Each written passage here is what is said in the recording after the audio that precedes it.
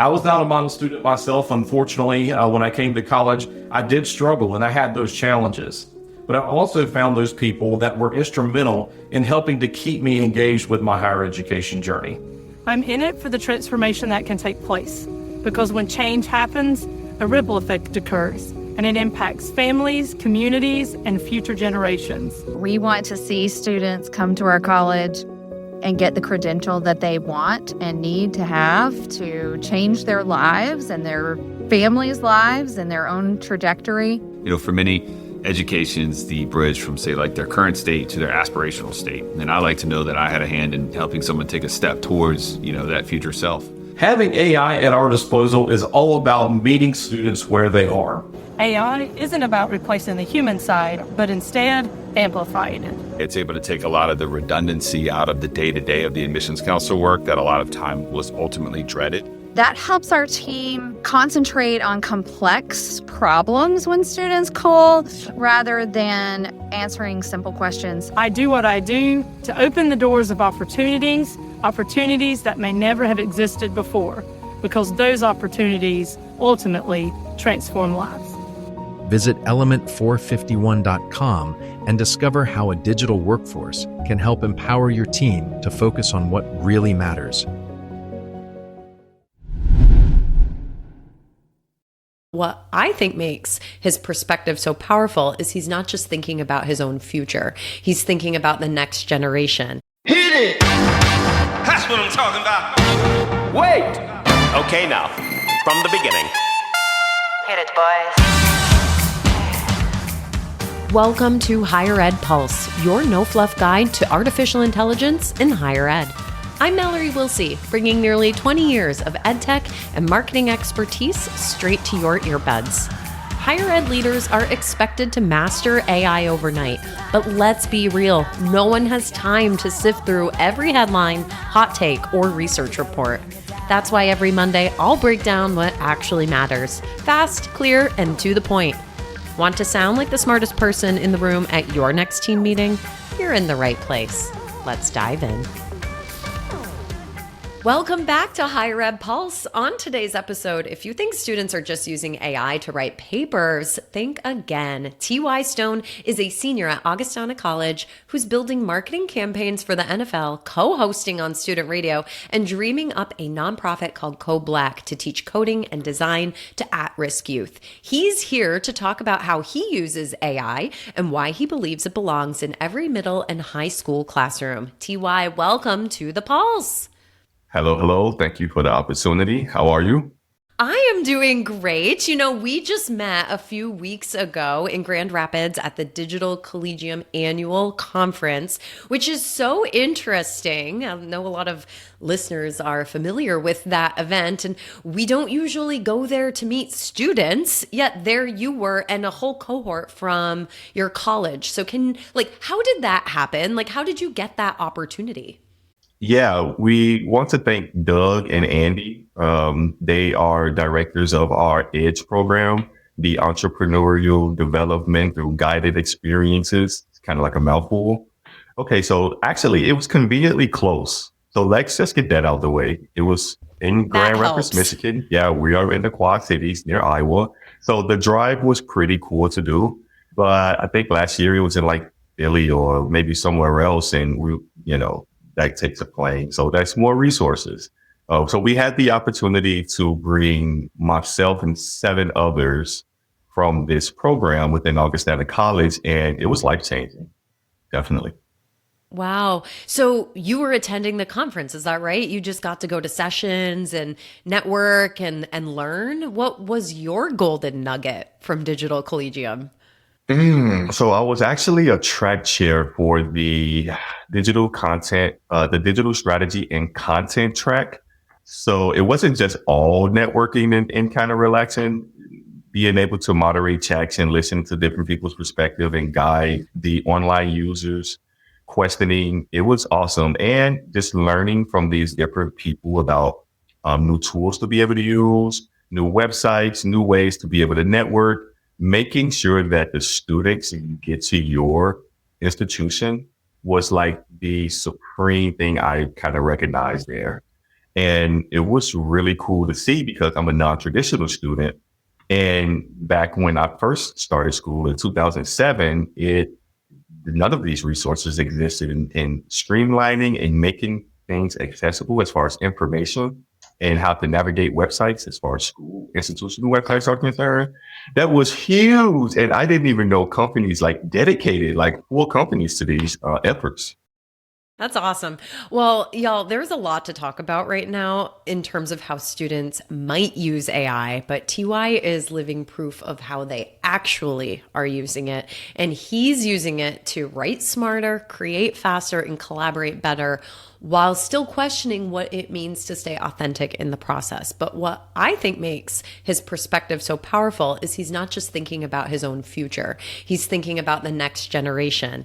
TY believes AI literacy should start in middle and high school, especially for students who are underrepresented in the tech industry. Through his idea for a nonprofit called CoBlack, he wants to teach at-risk youth coding and design and give them the tools to help shape, not just survive in this next AI era. So today, TY and I are going to dive into how he's actually using AI in his daily life, what he wants to see from colleges and brands in their uses of AI, and why representation in AI isn't just about fairness, it's about building that smarter and more honest future. So TY, walk me through a real day for you. Like, where does AI show up in your classes, in the administration of your life, in your side projects? Like, where are you already seeing AI integrate? Well, it's just to basically take you through a normal day. AI starts when I wake up because I have email checking to do.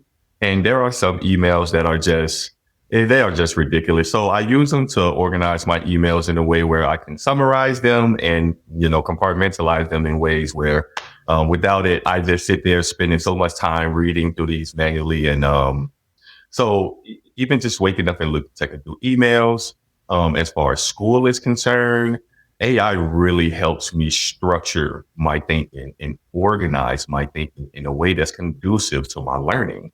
When I first started school in 2007, none of these tools exist. I struggled and I eventually was put on academic probation. And then I was eventually kicked out until I could pay off the amount of balance that I owe. So now coming back to school in my 30s with all of these amazing AI tools, so I am all things generative AI. Let's get that out the way. I love all things generative AI because you're in the right place to talk about this. Yeah, because they are so easy to use, right? Yes. Well, I feel that, and I know that I'm kind of jumping ahead of it, but I feel that ChatGPT should not only be used in schools, but it should be taught as a curriculum, how to use it, and how to fix it, basically.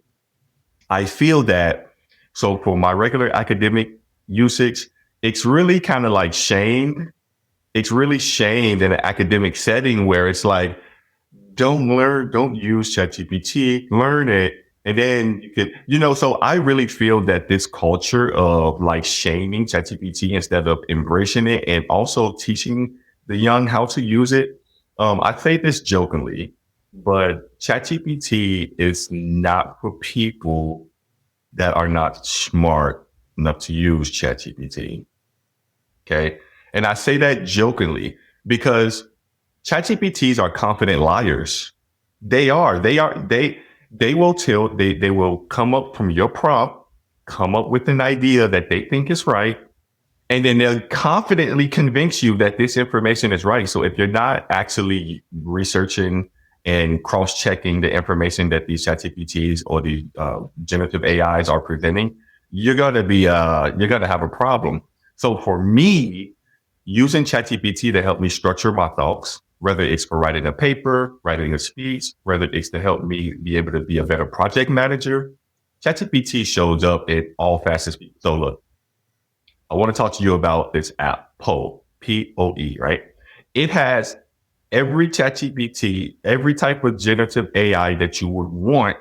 So if you need a Perplexity versus a Claude, whether you need a ChatGPT versus something that they have it's hundreds of these ChatGPT bots that you can pick from that if I don't If I don't need to be so strategic and I need something quick, I can just go in there and find whether it's for business, whether it's for personal, cooking, working out.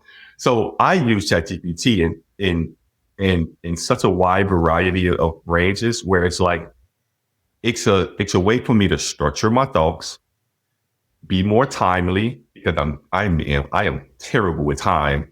And these ChatGPTs enable me personally, and I will tell you other students as well, to be able to come up with ideas that they naturally wouldn't come up with in order to present a better argument when we're presenting our work. Yeah, are you, when you're in that space right before the presentation, but maybe you've got, your content 90% of the way there, are you dropping that information into a GPT and asking it to poke some holes and, kind of help you anticipate some of the things that maybe you weren't thinking of? So I argue with my ChatGPTs a lot. Like, I know it may sound crazy, but I go back, I introduce, hey, how are you doing today? They want to get straight to the point. So I try to build some type of background momentum up as far as our conversation is concerned.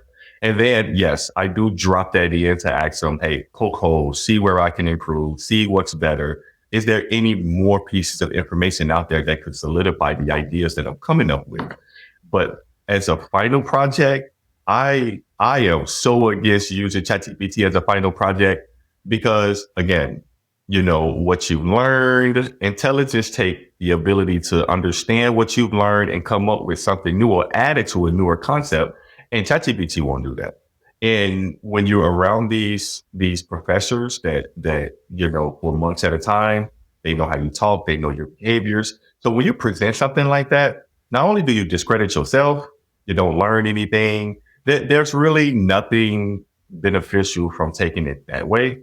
But when I am at a point where I either can't, first of all, I use it in the beginning of my thinking process, the middle of my thinking process, and the end. Because there's so much data that is changed over time that you just kind of have to continue to implement it and just add your own thing, your own research, your own personal experiences to what is, suggesting that AI is popping up for you with. Yeah, I think it's really important that, you are emphasizing the importance around subject matter expertise when you're utilizing these tools. Like we have to remember to keep thinking critically. We know AI hallucinates. We know ChatGPT is going to make you feel like the smartest person in the room regardless. But yeah, it is so imperative to be bringing the knowledge that you're learning into your interactions. Slight shift here. I'm really curious, do you pay for any AI tools or are you using the free versions? So I'm poor. I use the free versions, but because now I would say this, I do believe it is a great investment to put some money into a ChatGPT that you can use whenever you want to. I wholeheartedly believe that. But the way they have ChatGPTs, and I know I'm harping on a ChatGPT as far as the generative AIs are concerned, but that's the most common one. It's the Kleenex of tissues. Yeah, it's Kleenex to tissues is ChatGPT to AI. I'm with you. Okay, so I do believe that it is a good investment, but for myself personally, and the way everything is kind of set up, no, I use the free versions, and there are so many different versions that you can use that it just kind of works. It's just beneficial for me right now to focus on the free versions. But if I could pay for one, it would be Poe, P-O-E for sure. P-O-E. I have not heard of that. And so I've got it written down. I bet a lot of listeners now do too. Let's talk CoBlack.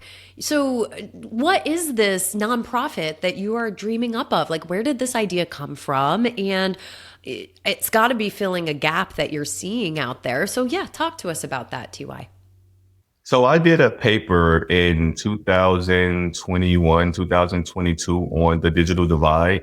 And with doing this research, so when I did this paper, I was in a legal situation where I didn't have any access to computers. I didn't even know what a ChatGPT was at the time. So I was doing some really good secondary research as far as looking through text, looking through articles.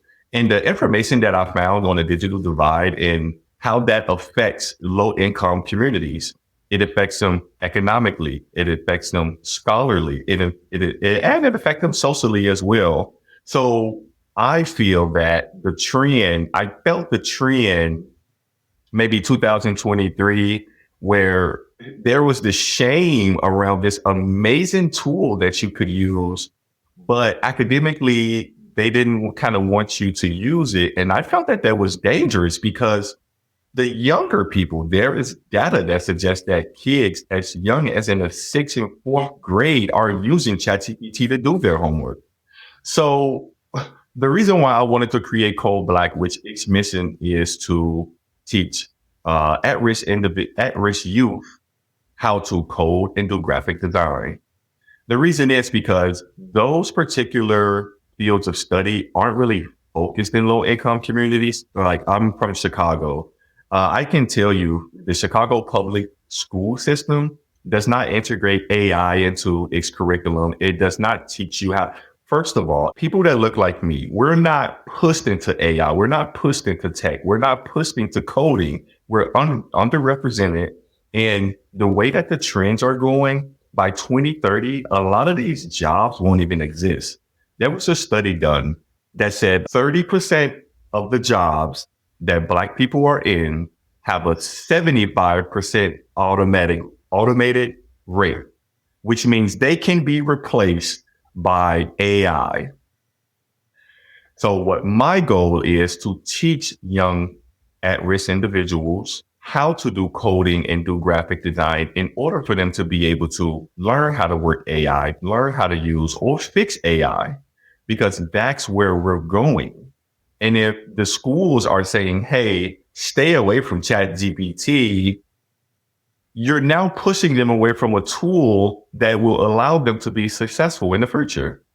So I want to create a nonprofit that helps young people learn how to code and do graphic design so they can survive in this up and coming world that is being transformed and developed by AI. Here's a quick word from our sponsor. Southeast Missouri State University needed to launch more targeted campaigns faster, yet they were bogged down by manual campaign builds, slow approvals, and vendor overload. With Element 451, they eliminated 5 vendor tools and gained marketing superpowers in one platform. They saw a 13% increase in applications, processed applications within 2 days, and achieved 33 to 35% email open rates. The impact: personalized, automated campaigns running at scale without the drag. Ready to turn your next campaign around in hours, not weeks? Try an agent today at element451.com/agents.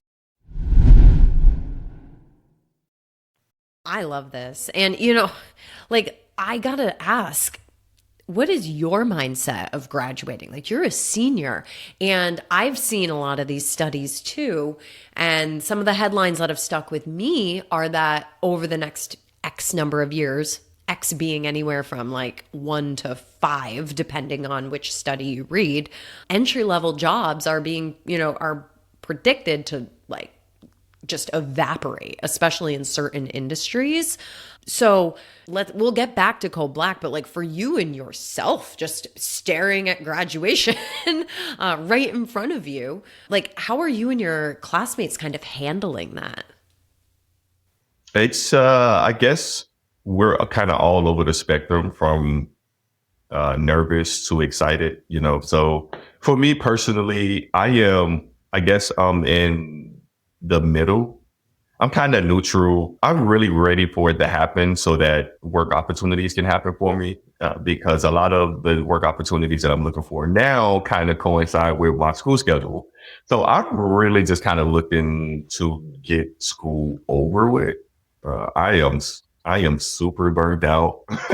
You're ready for what's next. Like, please, yes. You need the time to devote to CoBlack here. Like, you're ready to go. Yes, absolutely. Wow. So if you were designing like this curriculum for CoBlack, what would you include in it? Of course, AI education and literacy as part of that. But like, have you really thought about like what that curriculum would look like? Yeah, starting off with basic coding, I feel like in order for them to grasp fully what AI is, we need to learn how it works, right? So if we can teach some basic coding on how to do front end work, back end work, I think that foundation will lead them into interest in other fields as far as AI or tech is concerned. And then graphic design. Graphic design, I feel like, will be a tool that if you know some coding, you kind of need to know some graphic design. It's really good for work, I guess, preferences is concerned. They would want you to have a little bit of both of those skill sets. And why not learn them? Because if you can then create or tap into their creativity, that can inspire them to then move on to their own projects or being able to work with nonprofits. I don't know. I just feel there's a lot of opportunity here. Absolutely. And certainly with the ultimate goal of being able to uplift these at-risk, underrepresented youth. That's really incredible, TY. Let's switch gears and talk a little bit about the brands and the companies that you are seeing utilize AI. Maybe it's even your own college, or, maybe it's, your favorite brand where you get your sneakers from. But do you see any good use cases out there? It's like anyone actually doing this pretty well, in your opinion? I mean, chatbots, right? I think chatbots are the most, when you go to a brand's or company's design that they're using for their website, I think chatbots are the most useful thing that I've come across. There is a lot of back-end things that are being implemented, extensions and whatnot, that I'm not really 110 billion% sure how they are implementing them. But things like chatbots that I know that will give you the ability to talk to a chatbot to answer facts, right? Frequently asked questions. So let me give you an example. Last year with the AAF, the American Advertising Federation that we are participating in, this PICS competition, AT&T was our client. Okay. So AT&T, you see their commercials that obviously it pertains to a specific audience initially.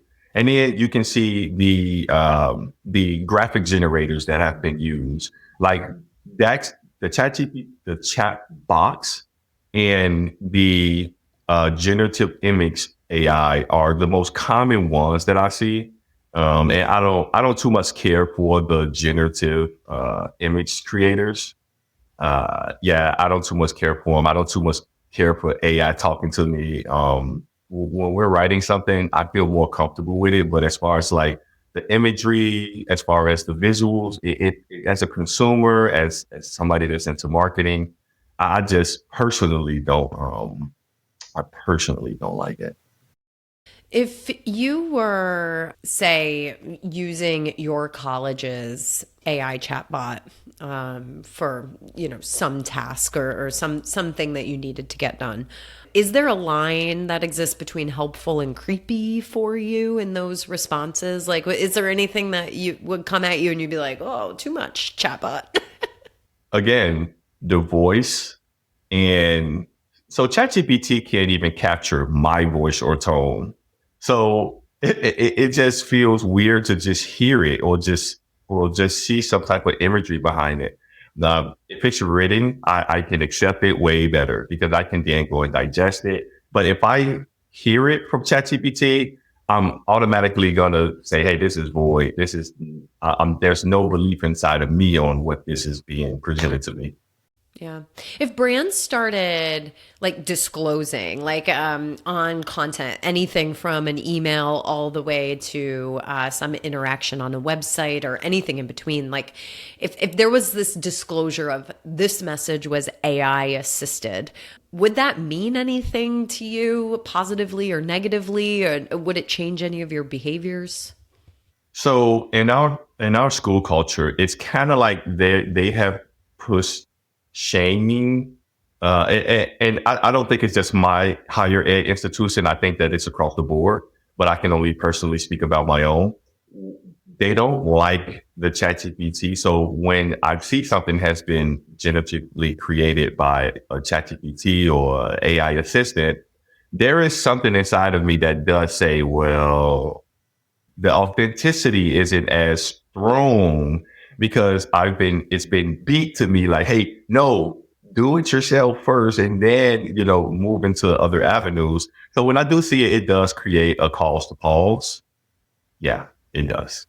Interesting. Yeah. Are you presenting your AI skill sets, to potential employers as you're on this job hunt for post-graduation? Yes, whenever I have an opportunity to, yes, I do. The issue hasn't been skill set. I think that if I'm ever just given the opportunity to be able to talk to people and just kind of express myself, I think I have a shot. But because people look at so many other outside factors before they look to give me a shot, I never have that opportunity to kind of express what skill set that I have. Well, get ready for all the fame and fortune that comes with being on the Higher Ed Pulse podcast, T-Wine.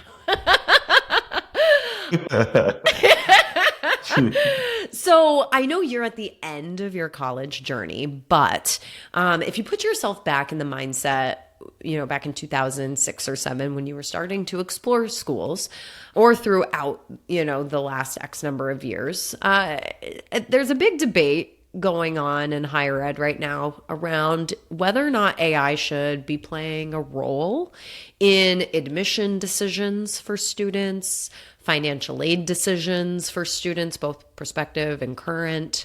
What should the role be? Should there even be a role? Should it be disclosed if there is? I mean, these are the kinds of conversations that like VPs of enrollment marketing and financial aid are like really wrestling with right now. And I'm just curious for your take on it. I'm 50-50, right? On the one hand, it would be super cool to use it because it can streamline work. It can make the process a lot more faster.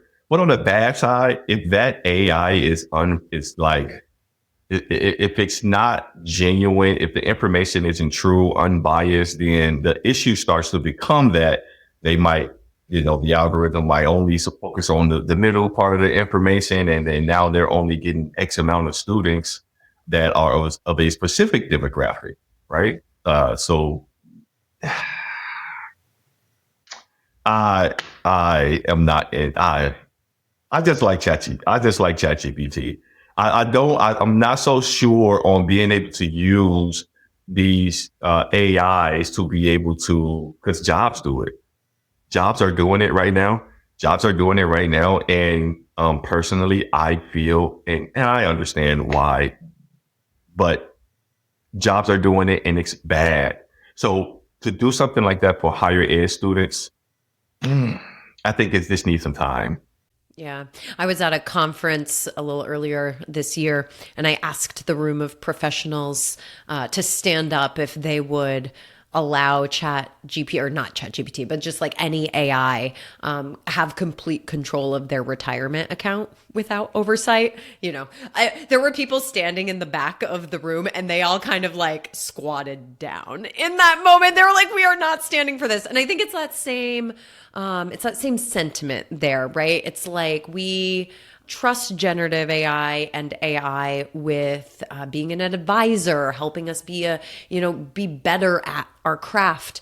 But when it comes to those really big and emotional and financial decisions, it's like at least in October 2025, we are still feeling some hesitancy there. And it'll be interesting just to track culturally how that changes over time, I think. TY, we are, nearing the end of this podcast, and I am so grateful for you spending some time to record with me out of your busy student schedule. Any last plugs for CoBlack or anything that you are doing? Here's your shot. Yeah, I'm just really looking for an opportunity to be able to work. Obviously, after work, after school, I am looking to get into entrepreneurship and get into being a nonprofit founder. But if I have an opportunity to do an internship, if I have an opportunity to do a job, I am super driven. I am super goal orientated. AI, anything AI, I am for. anything marketing, which is my background. I love marketing. I really like telling people what I think they should do. So I kind of went to school to kind of learn how to do that. So, yeah. Well, y'all, we will make sure that if you want to connect with 2i yourself, we'll pop in the show notes a link to where you can shoot him a message. This was so much fun. I appreciate it. Serendipitously, we got to meet earlier this month, and then here we are doing this podcast. I am so grateful, and I look forward to CoBlack being so successful that you come back on the podcast one day, and we are talking about what amazing things you are doing and all the lives that you are changing. So open invite TY for when that day comes. Listeners, thanks for making it through. Don't forget to go rate or subscribe to this podcast if you're enjoying it. And we will catch you next time. Bye-bye.